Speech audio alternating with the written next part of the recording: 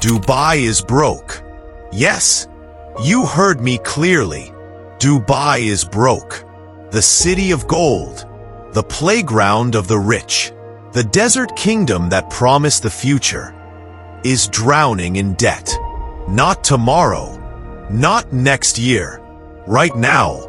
Behind every golden tower, every luxury hotel, every impossible building, Dubai owes someone money. A lot of money. More money than most countries will ever see. In November 2009, Dubai was 18 hours away from the biggest government bankruptcy in history. $26 billion. God. The city that built the world's tallest building couldn't pay its bills. But here's what nobody tells you. This isn't Dubai's first collapse. The Golden City has already died twice, and every sign points to it happening again. The empire built on sand is cracking, and this time, there might be no one left to save it.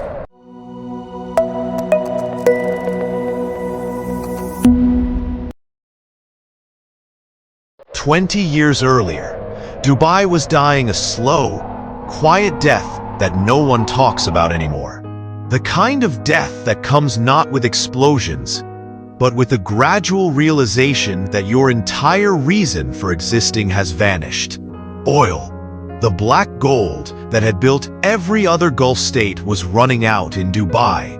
By 1990, petroleum revenues had dropped to less than 6% of the Emirates' income. While Saudi Arabia and Kuwait counted their centuries of remaining reserves, Dubai was staring at empty wells and an impossible question. How do you survive in the desert when the desert has nothing left to give?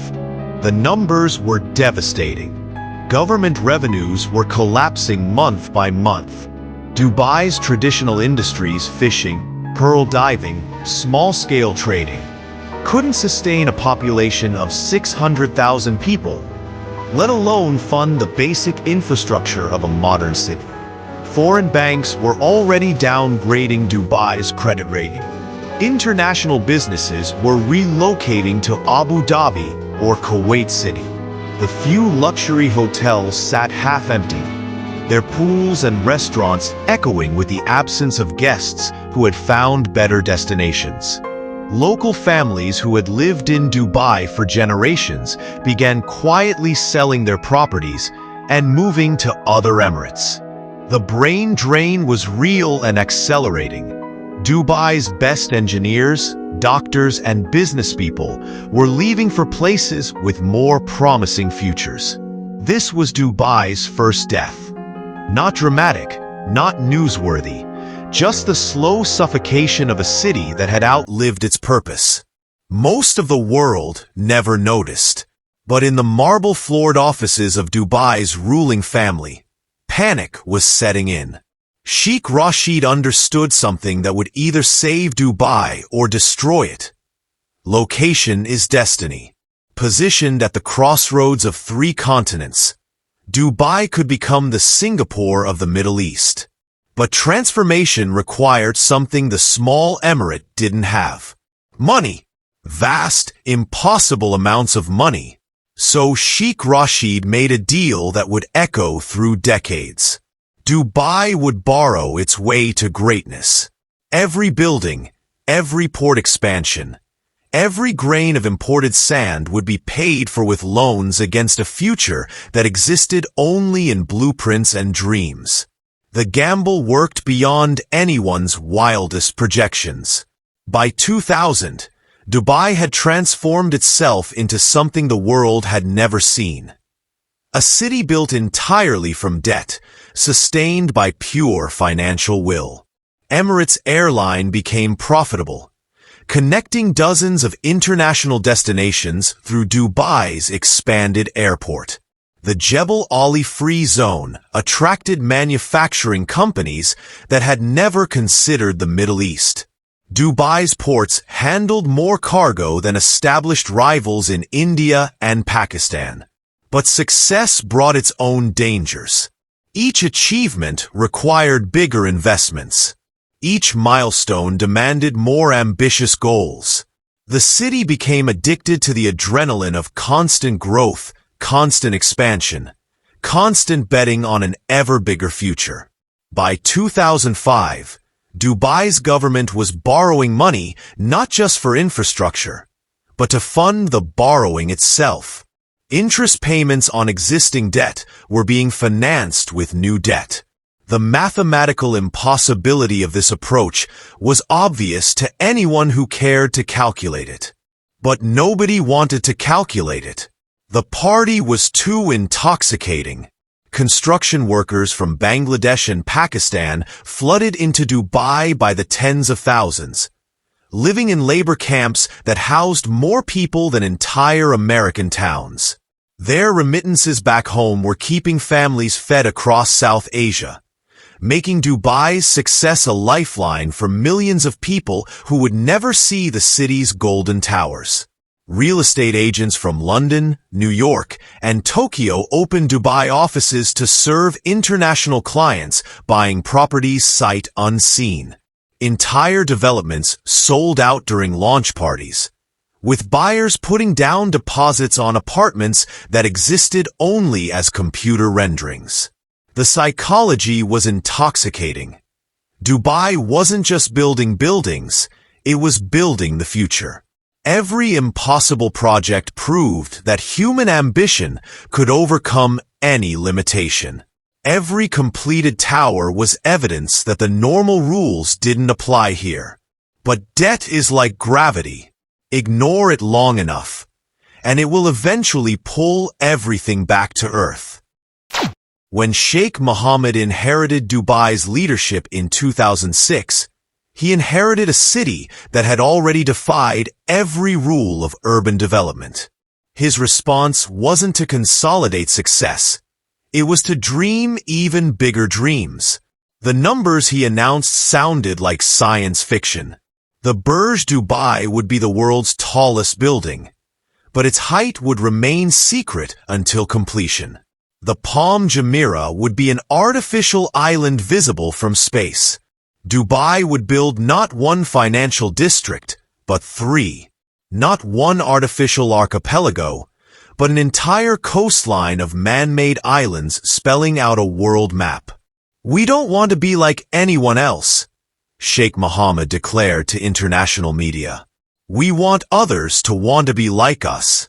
Behind the vision was a machine of financial engineering so complex that even the people operating it didn't fully understand its risks. Dubai World, the government's investment arm, had become a debt-powered perpetual motion device. Here's how it worked. Borrow billions to buy desert land. Announce a mega project on that land, instantly multiplying its value. Borrow more against the increased land value to fund construction. The construction employs thousands who spend money in Dubai, driving demand for more real estate, justifying more borrowing, funding bigger projects. It was beautiful. It was elegant. It completely ignored the fundamental laws of economics. The human cost of this financial engineering was staggering. Construction workers were arriving in Dubai at a rate of 1,000 per day. Labor camps outside the city housed over 500,000 men, living in conditions that international human rights groups would later describe as systematic exploitation. These men worked 12-hour shifts in 50-degree heat, building towers they would never afford to enter. Their monthly wages, often $200 or less, were less than what Dubai's wealthy residents spent on a single restaurant meal. Yet their labor was the foundation of every gleaming building, every impossible architectural feat. Meanwhile, in Dubai's luxury districts, a different kind of excess was taking hold. Property speculators from Russia, India, and Iran were buying entire floors of buildings before construction began. Some investors owned dozens of properties they had never visited, treating Dubai real estate like stock certificates in a company that only went up. The disconnect between Dubai's image and its reality was becoming surreal. International media featured Dubai in stories about architectural marvels and economic miracles. But drive 20 minutes outside the tourist zones, and you'd find ghost developments where construction had stopped mid-project due to funding problems. By 2008, Dubai World owed more money than many entire countries produced in a year. The company had borrowed so much so fast that CFO Ahmed bin Saeed couldn't even calculate their total exposure without calling banks in 12 different time zones. The warning signs were everywhere for anyone willing to see them. Dubai's population had grown 300% in a decade, but most residents were temporary workers with no permanent stake in the economy. The city had more construction cranes than the rest of the Middle East combined, but many projects had no confirmed buyers or tenants. Most dangerously, Dubai had become dependent on what economists call hot money, international investment that could disappear as quickly as it had arrived. When global confidence was high, money poured into Dubai faster than the city could spend it. But confidence, as the city would soon learn, is the most fragile foundation of all. When Lehman Brothers collapsed, the shockwaves reached Dubai within hours. International banks began demanding immediate repayment of short-term loans. Credit lines that had been automatic for years suddenly required board approval from London, New York, Frankfurt. Dubai World CFO watched his computer screen in horror as $59 billion in revolving credit, the financial oxygen that kept every project breathing, simply vanished. Gone. Cancelled. No longer available at any interest rate. The effect was immediate and catastrophic. The Burj Dubai, 90% complete and scheduled to open in 6 months, became a towering monument to hubris. Construction stopped on floor 154, with the building's crown still skeletal against the sky. Inside the tower, million-dollar apartments sat incomplete. Marble countertops ended abruptly at exposed electrical wiring. Floor-to-ceiling windows looked out over a city that was simultaneously the most advanced and most abandoned place on Earth. The human cost was devastating. Construction workers who had traveled thousands of miles for Dubai jobs found themselves stranded without income. Many had borrowed money from family members to pay recruitment fees for jobs that no longer existed. Construction workers who had traveled thousands of miles from villages in Punjab and Bangladesh faced impossible choices. Many had borrowed money from family members, sometimes selling livestock or jewelry, to pay recruitment fees for jobs that suddenly didn't exist. They sent home $150 per month to support wives and children who were now counting on money that would never come. Outside locked construction sites, workers gathered in small groups, sharing rumors about which companies might still be hiring. Some had been in Dubai for years, building the very towers that now stood as monuments to their unemployment. These individual tragedies multiplied across thousands of families. The city's population dropped by 17% in 6 months as expatriate workers fled economic collapse. Dubai International Airport, which had been expanded to handle 60 million passengers per year, saw departure lounges packed with families carrying everything they owned in plastic bags. The Palm Jumeirah, which had sold luxury villas to international celebrities, became a ghost island. Half-built mansions sat abandoned, their swimming pools filling with sand, their Mediterranean gardens dying in the desert heat. International investors who had purchased multi-million-dollar properties faced similar devastation. Retirees who had bought villas on the Palm Jumeirah with views of the Atlantis resort received letters from developers. Construction suspended indefinitely. Deposits vanished. Retirement savings disappeared. One British couple stood on the empty beach where their $3 million villa was supposed to be built, surrounded by nothing but sand and broken promises. 40 years of savings gone. Their dream of hosting grandchildren for Dubai holidays had become a cautionary tale about the dangers of buying something that existed only on paper. But the real horror wasn't visible from helicopters filming disaster footage. It was happening in Dubai World's boardroom, where executives were calculating something that had never been calculated before. How long Dubai could survive on the money it had left? The answer was terrifying. At current spending levels, accounting for debt service, payroll, and basic government functions, Dubai had exactly 127 days before total financial collapse. Ahmed bin Saeed presented these numbers to Sheikh Mohammed on October 23, 2008. The room fell silent as the implications sank in. Dubai, the city that had promised to rewrite the rules of everything, was 4 months away from becoming the largest municipal bankruptcy in history. Property values collapsed 60% in 6 months. The Dubai stock market lost 72% of its value. Over 100,000 expatriate workers fled the country, many abandoning their cars at the airport rather than face debt collectors. The city that had been featured on magazine covers as the future of human civilization was becoming a case study in economic collapse. But Sheikh Mohammed had one option left.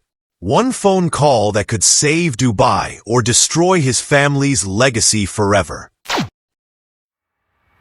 The meeting between Sheikh Mohammed and Sheikh Khalifa bin Zayed Al Nahyan lasted 4 hours. No aides, no media, no official record of what was discussed. But the outcome would reshape the entire Gulf region.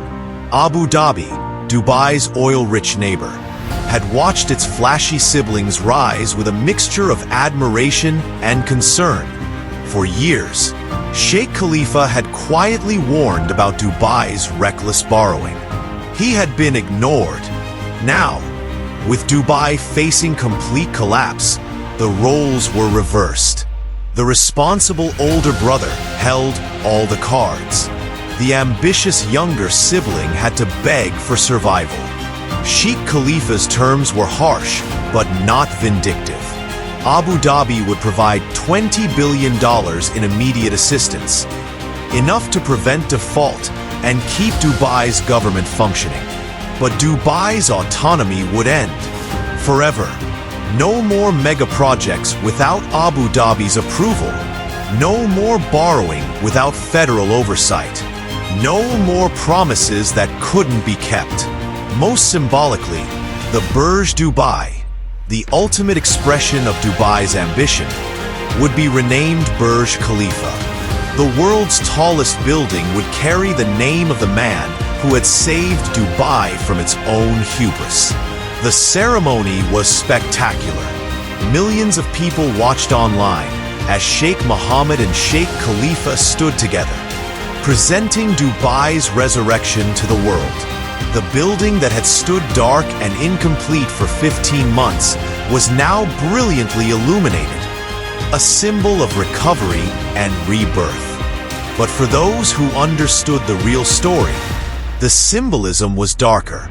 Dubai had been saved, but at the cost of everything that made it unique. The city of impossible dreams had learned that some dreams are too expensive to survive. Or so everyone thought. Just 4 years after nearly dying, Dubai was back to its old tricks. But this time, the city's leadership had learned to be more subtle about their financial engineering. Instead of announcing impossible megaprojects, they announced sustainable development initiatives. Instead of borrowing directly from international banks, they created complex investment vehicles that obscured the true debt levels. Instead of betting everything on real estate, they diversified into tourism, logistics, and financial services. The strategy worked brilliantly. By 2015, Dubai's economy was growing faster than it had before the crisis. Property values recovered and then exceeded their pre-crash peaks. The city won the right to host World Expo 2020, beating major international competitors. But beneath the surface, Dubai was making the same fundamental mistake that had nearly destroyed it before.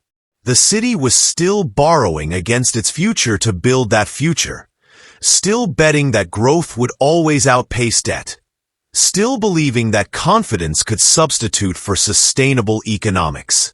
The difference was that now Dubai had a secret weapon: the world's assumption that Abu Dhabi would always provide a bailout if things went wrong. This assumption would prove to be Dubai's most dangerous miscalculation yet. Today, Dubai faces a perfect storm of risks that make 2008 look simple by comparison. First, Abu Dhabi is no longer willing or able to serve as Dubai's financial backstop. The oil-rich emirate is facing its own challenges as the world transitions away from fossil fuels. Abu Dhabi's sovereign wealth fund, which provided Dubai's bailout 15 years ago, is now focused on diversifying away from oil, not subsidizing its neighbors' continued speculation. The relationship between the two emirates has fundamentally changed. Where once Abu Dhabi saw Dubai as an innovative younger brother worth supporting, now it views Dubai as a liability that threatens the UAE's overall financial stability. Internal government memos, leaked to Reuters in 2023, show Abu Dhabi officials describing Dubai's debt levels as unsustainable and a systemic risk to federal credit ratings. Second, Dubai's debt levels have actually increased since the crisis. Government entities owe over $90 billion, more than before the 2008 collapse. But this time, much of the debt is hidden in complex financial structures that make the true risk impossible to calculate. Dubai World now operates through dozens of subsidiary companies, each carrying debt that doesn't appear on the parent company's balance sheet.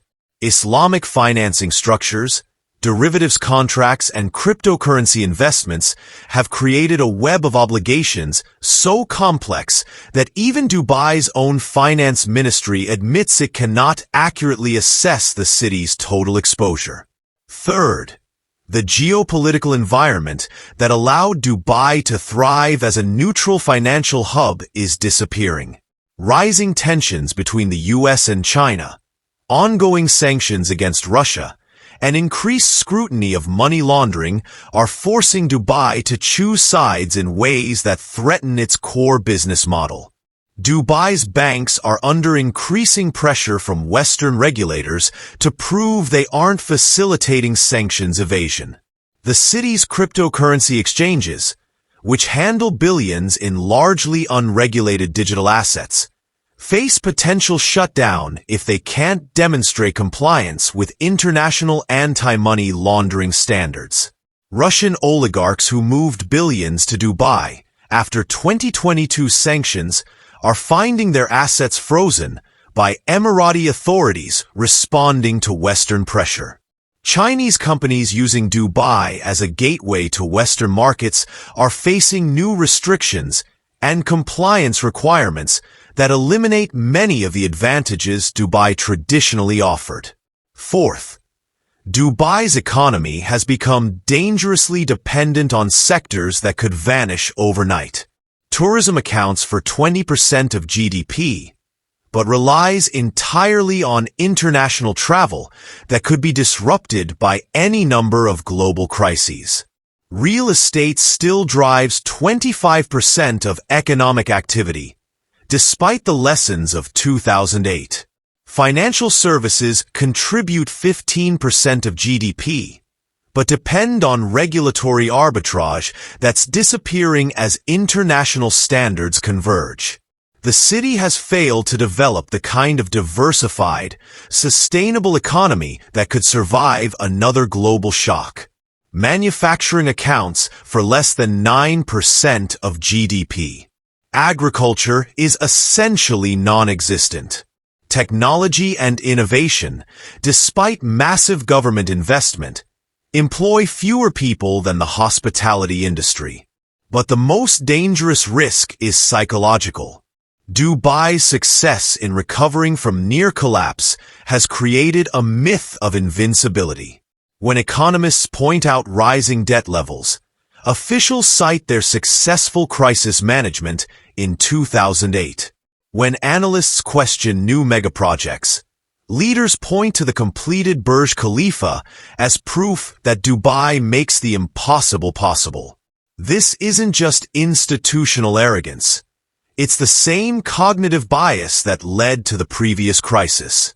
Success, especially dramatic success after near failure, creates a dangerous belief that past performance guarantees future results. The warning signs are already visible. Property prices have stagnated for 3 years. Several major projects have been quietly postponed. For the first time since 2008, more people are leaving Dubai than arriving. Dubai's leadership seems oblivious to these signals. The recently announced Dubai 2040 master plan calls for tripling the city's population and building projects that make the pre-2008 developments look modest. The estimated cost, over $300 billion, all of it to be financed through borrowing in a world that's becoming increasingly risk-averse. Sultan Ahmed bin Sulayem survived Dubai's first collapse and helped engineer its recovery.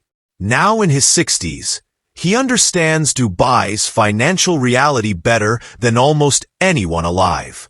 In a rare moment of candor, he admitted to a small group of investors what he would never say publicly.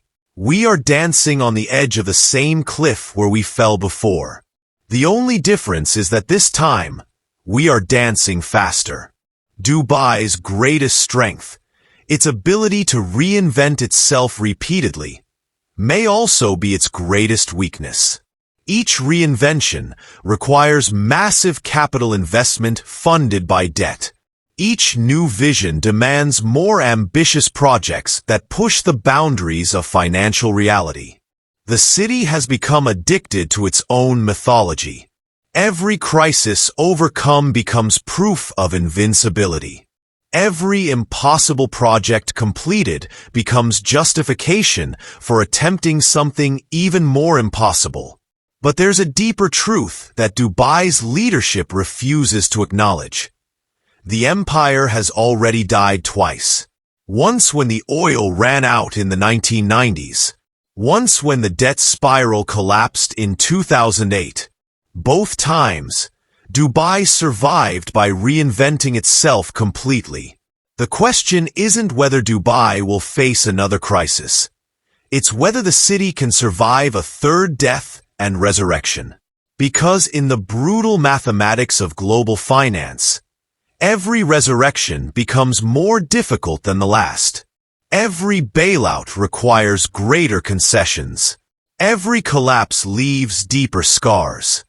Dubai may look unstoppable from the outside, but history shows that this empire has already collapsed twice.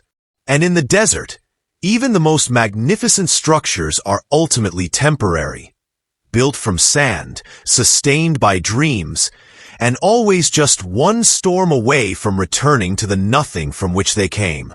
The only question is whether Dubai will learn to build something more permanent than its own mythology before the next inevitable collapse arrives.